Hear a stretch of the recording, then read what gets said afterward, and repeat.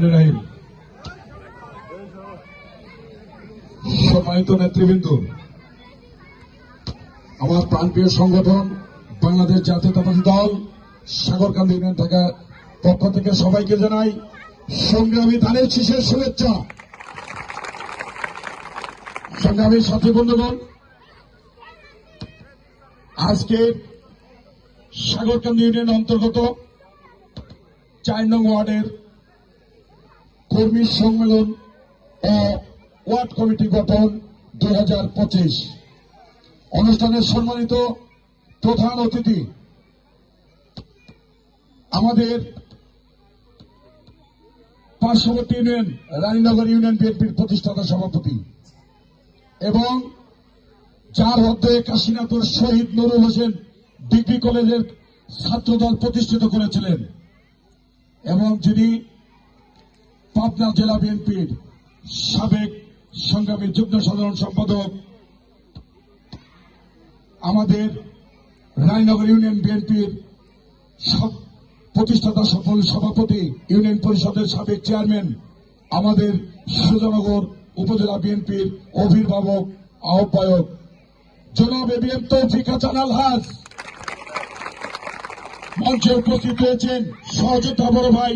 সাবেক ছাত্র দলের আহ্বায়ক সাগরকান্দি ইউনিয়ন শাখা, ফ্যাসিস্ট আওয়ামী সরকার কর্তৃক কারা নির্যাতিত এবং সুজানগর উপজেলা ছাত্র দলের সাবেক সহসভাপতি, আজকের অনুষ্ঠানের প্রধান বক্তা এবং সাগরকান্দি ইউনিয়ন বিএনপির সুযোগ্য আহ্বায়ক জনাব আব্দুল সালাম মোল্লা সহ আমার আহ্বায়ক কমিটির সম্মানিত যুগ্ম আহ্বায়ক সদস্য মন্ডলী এবং বিভিন্ন ইউনিয়ন, বিভিন্ন উপজেলা এবং ওয়ার্ড থেকে আগত প্রিয় আমার নেতৃবৃন্দ, সবাইকে আবারও জানাই সাগরকান্দি ইউনিয়ন বিএনপির পক্ষ থেকে সংগ্রামী ধানের শীষের শুভেচ্ছা ও অভিনন্দন। সংগ্রামী সাথী বন্ধুগণ, সময় স্বল্পতার কারণে বক্তব্য এখানে দিব না। এটা আমার জন্মমাটি, এখানে আমার বক্তব্য দেওয়ার কিছু নাই।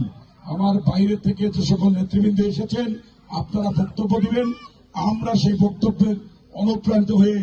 শহীদ প্রেসিডেন্ট জিয়াউর রহমানের দলকে কিভাবে শক্তিশালী করা যায়, আমাদের আগামী দিনের রাষ্ট্রনায়ক তারেক রহমান